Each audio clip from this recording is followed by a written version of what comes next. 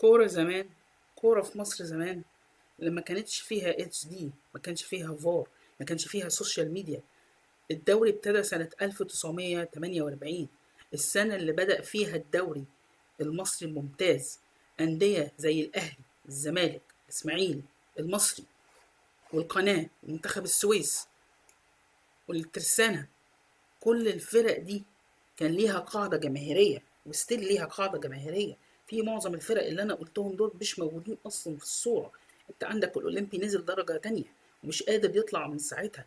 المحلة عندك، يعني إحنا لو قسمنا الفرق الجماهيرية هتلاقي زمان كان في استراكشر واضح. أنا معتمد على الأندية الجماهيرية، أنا معتمد إن الناس لما تروح يبقى في جمهور فول كاباسيتي قافل الاستاد بتاع كل محافظة. كان فعلا كل محافظة ليها النادي بتاعها. عندك الزمالك والأهلي والإسماعيلي والمصري والاتحاد والأولمبي ومنتخب السويس، وكان عندك المنصورة، وكان عندك الغزل المحلة كان بقوته.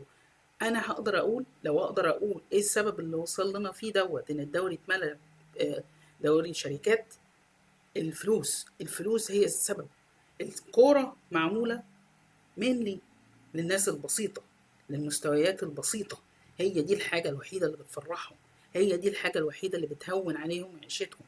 أول لما يخلص شغله عارف إن في ميعاد إن أنا هتفرج على الماتش النهاردة. كان في السيستم يقول لك يوم الجمعة في ماتشات، تلاقي الناس كلها سايبة كل حاجة ومركزة بس في الماتش، وما كانش فيه مشاحنات، ما كانش فيه تعصب ساعتها.